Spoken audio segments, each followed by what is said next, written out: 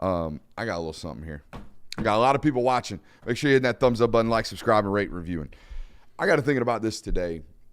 Never enough, right? That's what I kept telling myself. Never enough. And sometimes it can feel like never enough is a good thing, right? It makes you keep pushing. Like, I got a sign on the wall right here that says, great job, do better, right? I text you guys some of this sometimes, right? Great job. You're doing a tremendous job. Great effort. Now, just go do better. Like, that's the only thing you can do is just do better. And I understand it. It's a constant reminder to me that it is never enough. Whatever you're doing, however good you're doing, it's never enough. But, man, I can't lie to you. That shit gets kind of tiring. It gets really, really tiring. And not only taxing it like my individual life, like even holding myself to those own standards, but I could not imagine if someone outside of my traditional circle, outside of my influences, right, was out here just judging whether or not it was enough, whether or not my performances were enough. It would make me very, very angry to hold myself to these standards of I'm always trying to be better. And then somebody on the outside, despite how good I'm being or how great I am aspiring to be, somebody on the outside constantly telling me it's never enough. It's never enough. And as a coach, you are the subject of these never enough comments all the time. So you got to kind of be like used to it by now. You got to kind of be hardened to these things. But man, I couldn't imagine being Kirby Smart. I could not imagine being Kirby Smart. Kirby Smart has won the last 2 national titles. All right. That saying will drop down to the last 2 out of the 3 very, very soon.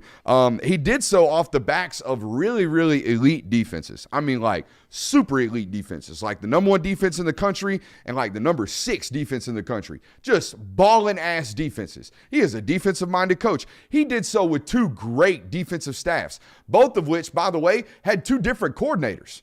Yeah, he won a national title with a great defense with 1 coordinator. That coordinator left. He turned around, won another national title with another great defensive coordinator. Boom, boom, boom. Boom, boom, boom, boom, boom. Nothing but great defenses over and over and over again. And you would think that when a defensive mind with that track record goes out and makes a positional hire like he did this week with Donte Williams, the defensive back coach from USC, it would be met with almost immediate, no hesitation. Great hire. Great job. Guy must got something. Dude must know something. Dude must be something really, really good that they need. No. That was not what my mention showed me. That's not what my Discord showed me. That's not what the internet showed me. The internet showed me that no matter what your track record is, no matter how good you are, what you do, if you hire somebody that was directly associated with some filth, which is what USC's defense was the last 3 years with Donte Williams over there, if you're associated with filth, you automatically get drug into the filth. When in reality, you probably shouldn't be. All right, and the guy that hired you probably shouldn't be doubted. He definitely shouldn't. Because listen to this, guys. Donte Williams, despite what he did at USC, whatever you want to think about their track record on the field, all right, this dude walked into a room or had a Zoom meeting, whatever the freaking interview process was. He walked into a room with Kirby Smart, Will Muschamp, and Glenn Schumann and left that bitch with a job. Those 3 defensive minds are some of the best defensive minds in the sport. And we got people on the Twitter machines still doing it ain't never good enough. It ain't never good enough. The track record doesn't matter. Whatever you hire, their staying comes with them, despite how good you are. And when I texted people about this, like, hey, I don't need explanations, but my listeners do. And the immediate response I got was, shut up, like not shut up, but like what else do we have to do to completely garner just 100% no doubt about any situation? This situation, all right? The defensive backs coaching job? Are you serious? Like that dude that walked into that room had to be something special because there's 3 brilliant defensive back minds in that room. So that one to me was a little bit wild. And again, it's not everybody, it's not always, but there's always somebody that's out there going, really? We just hired the USC guy. What the hell? I mean, let's just think back of some of the hires that have been questioned that Kirby Smart has made. Stacey Searles comes to mind. He was at UNC. Yeah, you did that one. A lot of people. Sorry, Stacey, I did that. And for good reason, because his numbers, the offensive line numbers at UNC were not very good. They were pretty atrocious. And so it's like, why are we hiring this guy? Now you fast forward, Stacey Searles doing a great job. Fran Brown even was kind of like this because, like, why are we getting a dude from Rutgers? Like, why are we poaching from their coaching staff? Then it's like, oh, that Fran Brown dude, he's a dude. Mike Bobo was questioned coming into this year because it was like, oh, he burnt out at Georgia, didn't really do anything at Colorado State, this, that. and then he comes out and produces nearly a 40 points per game season. So all these coaching hires that have been questioned under Kirby Smart, they have more than been answered, and they've produced great results. Yeah, I mean, I understand. Again, I get it. Like, you see the USC stuff and a defensive coach, like, you immediately associate it with, like, really, really bad performances. And then you find out that he's landed, I think, 6 5-stars in 3 years. 6 5-stars at USC. By the way, one of those years he's landed 5 stars with a coaching transition in between Clay Helton and Lincoln Riley, and also doing that on the defensive side of the football under Lincoln Riley, which I would imagine those are the only 5-star defensive commits that Lincoln Riley may have ever signed. Yeah, in his career. It's got to be. I mean, so I think it's looking in the wrong place almost. Like, you're looking at the on-field results, and you know what? That's okay. You don't necessarily need a guy that's going to be producing on-field results at the defensive back position at Georgia, because you have plenty of other guys that can do that can train guys up, that can develop them.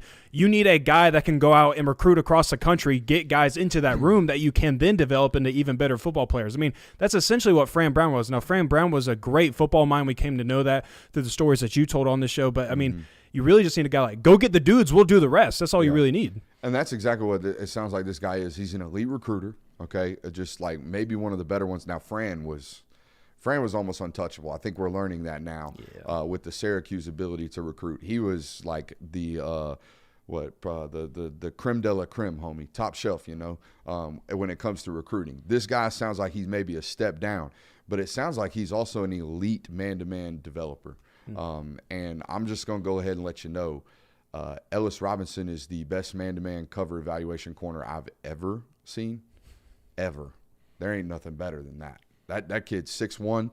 He's got arms like a daggum bald eagle, all right, and his ability to walk down and press bumper and play bumper run. Whew. So yeah, the pairings are elite. You know, in terms of this guy's great at this newfound 5-star that everyone in that building believes is going to be the next one, is also going to be an elite cover guy, man-to-man. Yeah, I mean, I can't even really think of a hire that Kirby Smart has made during his time at Georgia, really outside of maybe a couple, maybe 2 or 3, that you've been like, okay, that one didn't work out. That one was kind of a miss. I think really since like 2020, any hire that Kirby Smart has made during his time as a head coach have been pretty much nail on the head. You nailed that one. The only one I want to 2. I think he missed on Jamal Adai. Yeah. The corners coach that was at West Virginia, and then came down to Georgia for 10 months, and then went to Miami, and then he missed on James Coley. Yeah, those were the 2 that came to my mind. Those 2 guys. Yeah, that's it. But other than that, everything else has been clean as a whistle. I think some people would point to his very first offensive coordinator hire, Chaney, and they'd say, but from my understanding, I wasn't covering the team then, but from my understanding, he hired the 2 most like veteran coordinators that he could possibly get to make sure I can, handle all the stuff that I'm not ready to handle yet before he cleaned, house, essentially. Didn't clean house, but guys left for jobs. Yeah, I mean, plus in that Chaney era, I mean, you really not a whole lot of responsibility was put on Chaney's shoulders because Kirby Smart said himself, I mean, you had Sony Michel and Nick Chubb. Your job as a coordinator at that point is, let's get those dudes the ball and just let them run around the field for 4 quarters and see if we can come out with a win, and then try and work in this Eason guy that we got and maybe let him develop a little bit. Run the dang ball, Bert. Yeah, basically. little situation like that.